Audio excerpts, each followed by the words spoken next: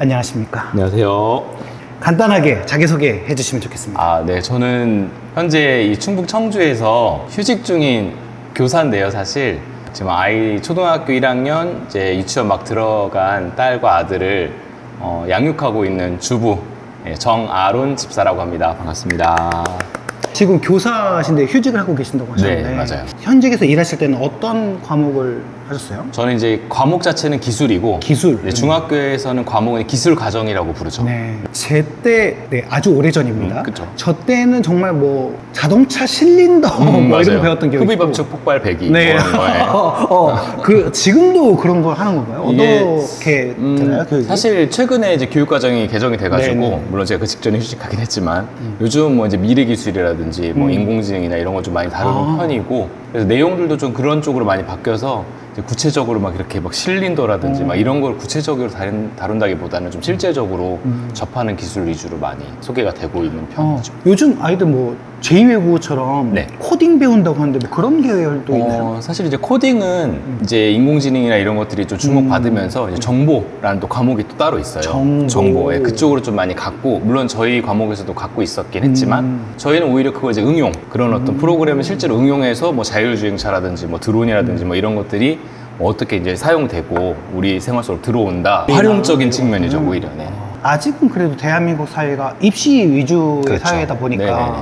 과목이 아무래도 그런 핵심 과목들에서는 좀 벗어난 그렇죠. 과목들이잖아요. 네네. 어떻습니까?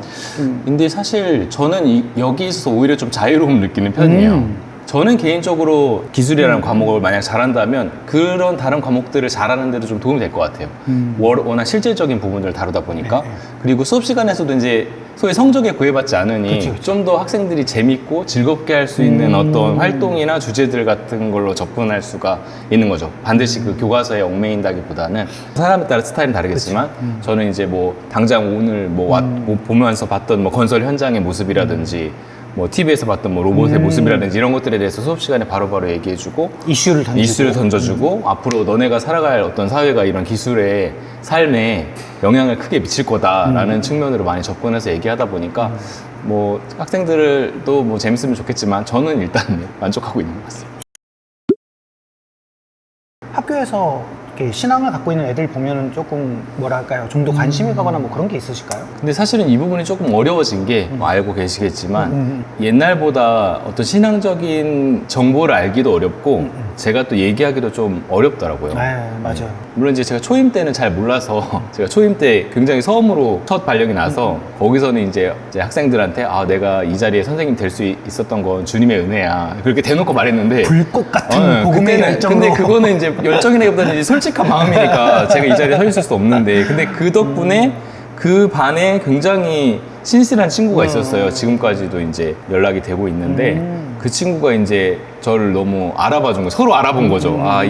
그 당시에 그 친구가 중학교 3학년이었는데 신앙의 동지인 거죠. 어찌 보면 뭐 거창하게 표현을 하자면 그래서 이제 그 인연이 지금까지 오고 있는데 요즘에 학교 다니는 아이들이 주변에 좀 있어가지고 중학생 아이들 물어봤더니 진짜 교회 다니는 아이들이 정말 적고 그리고 다니고 있어도 말하지 않는 애들이 꽤 그럴 것 있다고 같아요. 하더라고요. 그럴 것 같아요. 그리고 말할 수 있는 분위기도 아니고 드러나지도 않고. 다음 세대 뭐 우리가 얘기하지만 기도도 그만큼 충분히 해왔지만 뭔가 실질적인 대안들이나 이런 고민들이 좀 필요하지 않을까라는 생각이 듭니다. 제가 뭐 신학을 전공하거나 뭐 교회에서 뭐 이렇게 이런 신앙적인 것을 가르치는 건 아니지만 어쨌든 자녀가 있다 보니까 지금 섬기는 교회가 워낙 그 교회학교 시스템이 잘 돼 있어서 덕분에 뭐 저희도 배우고 있지만 또 애들이 커나가면 모르는 거잖아요. 이제 또 친구들에 대해 어떤 영향을 받을지 모르고. 그렇죠. 어떤 믿음의 뭐 본보기라면 거창하지만 좀 진실된 믿음을 키워갈 수 있게끔 자녀에게 신경을 많이 써야겠다. 저희가 이제 자녀에게 보여준 모습도 그 중에 하나가 되겠죠. 그 부분에 대해서 좀 더 집중하게 되는 것 같아요. 네. 물론 이제 사실 제가 또 좀 약간 특이한 경력이라고 해야 될까요? 또 성우교사 모임이라고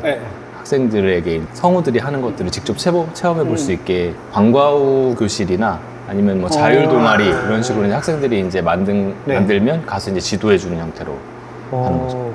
대학교 때 이 관련된 활동을 좀 하다 보니까 이제 뭔가 방과후 교실을 만들긴 해야 되는데 어떤 주제로 할까 하다가 해오던 것들 요거를 이제 학생들이 해보면 또 재밌겠다 해가지고 이제 소개를 하게 되고 굉장히 또 반응이 좋더라고요. 아까도 소개하셨지만 네. 전업주부로 전업주부죠. 지금 계시지 않습니까? 네. 그 상황을 한번 또 얘기해 주시면 좋을 것 같습니다. 제 아내가 한 5년 동안 육아휴직을 했었어요. 네, 네. 길게. 네. 그래서 아내분도 이제- 교사시니까요. 네, 지금 이제 근데 이제 5년 동안 하다가 이제 복직을 해야 되는 상황인데 그 타이밍이 딱 이제 첫째랑 이제 둘째가 이제 어린이집에서 초등학교로 또 유치원으로 이렇게 넘어간 타이밍에 맞물리게 된 거예요. 이참에 한번 내가 휴직을 하고 제가 이제 보조하고 그런 식으로 해서 한번 바꿔서 해보자. 그래서 작년부터 이제 제가 휴직하고 네. 아내 이제 복직해서 지금 일을 하고 있는 상황입니다. 자, 그러면 묵상에 대한 질문으로 좀 더 자세히 한번 들어가 보면 네. 언제부터 묵상을 하셨는지, 언제부터 매일 성경을 하셨는지 한번 그 얘기해 주시면 좋을 것 같습니다. 이걸 예전에 저희가 녹음할 때도 네네. 한번 물어보셨는데 제가 생각해보니까 정확하게 기억은 안 나지만 일단 10년은 된 것 같아요. 10년 정도. 물론 이제 그 전에는 이제 책을 사서 네네. 이제 매일 이렇게 했었는데 이게 좀 여의치 않다 보니까 좀 이제 사람이 게으르다 보니 간편하게 할 수 있는 네, 것을 맞아요. 찾게 맞아요. 되잖아요. 그래서 이제 찾다 보니까 아 이게 매일매일 아침에 어떤 성경 말씀과 이 설교 말씀이 같이 묵상으로 제공된다는 걸 알게 된 그 시점부터 꾸준히는 솔직히 아니었지만 그래도 계속 해왔던 것 같아요. 10년 이상은 됐다고 네. 볼 수 있을 것 같습니다. 큐티를 해오시면서 또는 그전에도 어쨌든 신앙을 갖고 계셨으니까 내가 내 인생의 말씀이다 하는 그런 말씀들이 혹시 있을까요? 소개해 주고 싶은? 여러 가지가 있는데 워낙 이제 이 삶이 있는 네. 것 자체가 이제 은혜로서 이루어졌다고 확신하고 있기 때문에 하나를 꼽아야 된다면 이제 정확하게 제 기억은 안 나요. 근데 뭐 마태복음의 14장에 보면 이제 예수님이 이제 폭풍 속에서 제자들이 막 두려워하고 있을 때 이제 물가에 걸어오면서 이제 두려워하지 말라라. 내니 두려워하지 말라. 그 전 구절을 암기하고 있지는 않은데 그 구절이 굉장히 힘이 됐어요. 물론 그 구절이 인용된 말씀 전체 안에 들은 여러 말씀들이 위로를 줬지만 가장 임팩트 있게 지금도 여러 삶 가운데서 힘을 주는 말씀은 그건 것 같아요. 나니까 두려워하지 말아라. 걱정하지 말아라. 내가 너의 폭풍우를 잠잠케 하고 이 삶들을 이끌어 갈 것이니까 그게 저에게는 큰 말씀인 것 같습니다. 이게 진짜 신기하기도 하고 참 이걸 답답하다 그래야 되는지 뭐 해소가 된다 그래야 되는지 모르겠습니다만 네. 예수님께서 이렇게 말씀하시는 게 사실 어디서든 말씀하시는 거잖아요. 그쵸. 그거 우리가 길에 있을 때도 말씀하시는 맞아요. 거고 소파에 누워서 TV 보고 있을 때도 아이들 이렇게 돌보고 있을 때도 말씀하시는 건데 그럴 때 그 말씀은 그렇게 커다랗게 안 맞아요. 들어오는데 맞아요. 그걸 알고 있는데도 네. 근데 폭풍 가운데 있을 때 말씀처럼 힘들 때, 예, 괴로울 우리가 때. 힘들 때 그렇게 그 말을 알고 있는데도 외치고 따지고 원망하고 한참 그 과정을 겪은 다음에 그 뻔한 그 말씀을 딱 던지시는데 맞아요. 완전 살아있는 맞아요. 거죠. 맞아요. 역사하고 예, 말씀. 그런 것들을 딱 경험하니까 돌아보니 은혜였더라 뭐 이런 말들 맞아요. 우리가 많이 고백하지 않습니까? 네, 근데 그러한 신앙의 여정을 우리가 그렇게 밖에 할 수 없는 좀 제한적인 존재가 아닌가라는 그런 생각들을 해보게 됩니다. 네. 계속 묵상하시면서 혹시 내가 나는 이렇게 묵상해 이렇게 소개하실 수 있는 뭐 묵상 팁이나 이런 게 혹시 있을까요? 이게 제가 팁이라고 말씀드리기까지는 좀 부끄럽긴 한데 아주 소소한 것도 소소한 있지 건데 않습니까? 진짜 소소한 건데 저는 이제 보통 이게 생각이 많아서 뭔가 생각이나 말씀이 떠오를 때마다 적어놓는 편이거든요. 그렇게 떠오른 말씀을 이제 적고 그걸 그 순간 묵상하고 그냥 삶에 그냥 바로 적용해. 나중에 이제 지나보고 나서 뭔가 이 말씀으로 힘을 얻었던 것 같은데 이걸 찾아보기도 하고 순간순간 쓰는 걸로 많이 묵상을 하고 있습니다. 저희 성소윤년에서 묵상에 대한 강의할 때 쓰기라는 항목이 하나의 한 챕터거든요. 문자로 교육하는 그 부분을 아주 정확하게 감사합니다. 현실로 네, 어쩌다 부끄럽고 보니 소소한 팁이 아닙니다. 네, 감사합니다. 절대적 가치죠. 네네. 네. 묵상하면 저희가 막 적용도 하고 뭐 여러 가지 또 삶으로 끌어와서 신앙적인 사용들을 하게 되는데 그런 거에 있어서 에피소드라든지 그런 게 있을까요? 어떠세요? 저는 묵상이 게 적다 보면 어느 순간 이제 크게 임팩트가 올 때가 있었어요. 그쵸, 그쵸. 그 묵상을 통해서 그 순간 너무 자유로워지는 거예요. 상황은 하나도 바뀌지 않았는데 그 말씀의 깨달음을 통해서 나의 삶에 이런 의미가 있었구나 라든지 나의 상황에 감사함이 다시 살아나게 되고 자유함을 얻게 되고 이런 경험들이 있어서 그래서 계속 놓치지 않으려고 묵상을 쓰는 것 같아요. 예전에 이제 그러니까 아내가 아이들 데리고 이제 먼저 외가로 올라갈 일이 있었어요. 네. 저 집에 혼자 남았죠. 네. 가만히 이제 누워서 뭔가 이게 삶을 좀 이렇게 돌아보게 되더라고요. 그래서 아, 감사하다. 아, 내가 지금 이렇게 가정을 이루고 누릴 수 있는 게 정말 은혜인데 정말 감사하다라는데 어떤 포인트였는지 모르겠는데 갑자기 그 묵상이 딱 세게 왔던 내용이 뭐였냐면은 우리가 그런 얘기 많이 하잖아요. 아, 이게 주님의 은혜로 이런 것들이 많이 이루어졌어. 아, 하나님 복 주셔서 이런 것들이 됐어. 너무 감사해. 근데 어느 순간 그걸 바꿔서 생각하라고는 강한 메시지가 갑자기 온 거예요. 주님의 은혜로 어떤 일들이 이루어지는 게 아니고 많은 일들을 통해서 너가 예수님을 이루어가는 거야. 우리는 늘 그걸 간구하죠. 지금도 그렇지만 여러 가지 삶을 통해서 뭐 우리 삶에 어떤 역사가 일어나고 막 바뀌고 막 대박이다고 승진하고 이런 것들을 늘 바래오지만 결국 하나님이 우리에게 바라시는 거는 그 많은 일들을 통해서 너가 예수님으로 이루어져 가는 거야. 그게 너무 강하게 임팩트가 온 거예요. 저는 늘 항상 아까 말씀드렸듯이 뭔가 이루기를 늘 바랬었는데 내가 정말 원하고 누리기 원하는 참 평안과 자유는 내가 예수 그리스도를 나 안에 이루었을 때 그게 진정한 평안의 상태인 거야. 네네. 라고 그게 너무 강하게 임팩트가 온 네. 거예요. 그 말씀 혼자 누워있다가 그래서 막 펑펑 울었던 기억이 나는데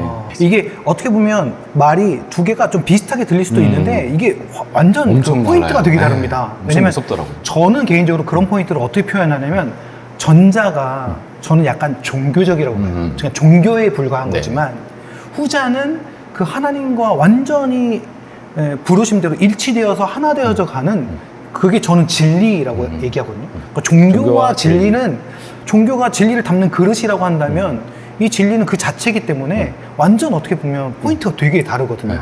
난 받는 존재고 하나님 주시는 존재야. 이 위치를 좀 벗어나서 동등한 느낌으로 하나님께서 우리를 동역자로 세워주셔서 하나님의 것을 나를 통해서 이루어 가시는 거야. 이건 완전 이제 포인트가 달라지는 거죠.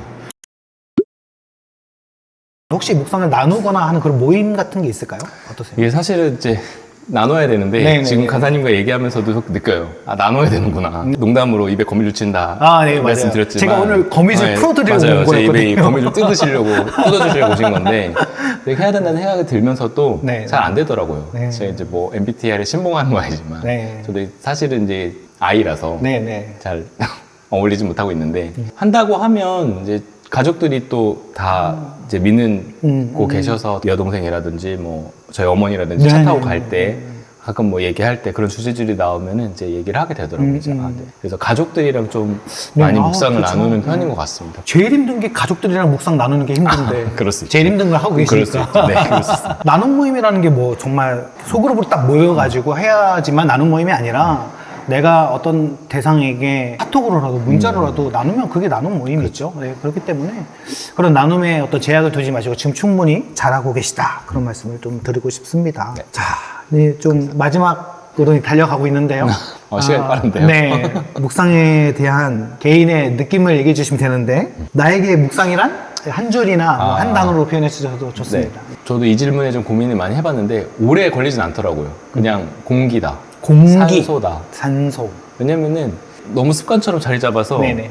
이 묵상을 막 적고 이 생각한 걸 안 하면은 못 살겠더라고요. 네, 맞아요. 그래서 그게 이제 또 힘을 줘서 또 앞으로 나가게 해주고 해서 반드시 필요하고 너무나 중요하지만 좀 저에게는 그냥 일상으로 자리 잡아 있는 그런 공기 같다, 산소 같다. 네, 좀 그렇게 느끼고 있는 것 같습니다. 뭐 이거 저만의 느낌인지 모르겠는데 대부분 이제 그런 이 느낌을 표현하실 때 보통 쓰시는 단어들은 호흡이다 이런 단어 많이 쓰시거든요.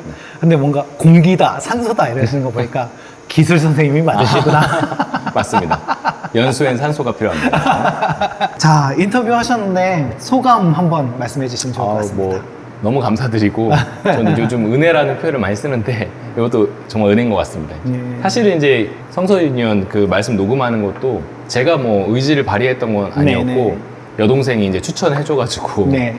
또 뽑아주셔서 가서 하게 됐는데 오늘도 이렇게 인터뷰까지 하게 된 게 너무나 감사하고 또 이야기를 나누다 보니까 평소에 제가 담고 있었던 생각들에 대해서도 한번 좀 돌아볼 수 있게 됐고 무엇보다 입에서 거미줄을 거둘 수 있는 있어서 너무 감사했습니다. 네, 지금 육아휴직 중이시라서 한마디도 안 하신다고. 네, 집에서요. 혼잣말도 안 해요. 네, 사실 네, 정원호 집사님을 저희 묵상해설 자원봉사 녹음하러 오셨을 때 이명 뵙고 그때 얘기를 나누다가 너무나 또 재밌게 얘기를 나눠서 제가 한번 말씀을 드렸더니 이렇게 촬영까지 하게 됐습니다. 그래서 저희가 좀 더 편하게 오늘 구면이라서 할 수 있었던 것 같은데 오늘 함께 해주셔서 너무 감사하고요. 네, 감사합니다. 나눔 또 하시고 아이들에게도 또 설교도 하시고 네. 이렇게 하시면서 좀 더 이 기간들을 뜻깊게 잘 보내시는 그런 시간이 되었으면 좋겠습니다. 감사합니다. 함께 해주셔서 감사합니다. 네, 고맙습니다. 감사합니다.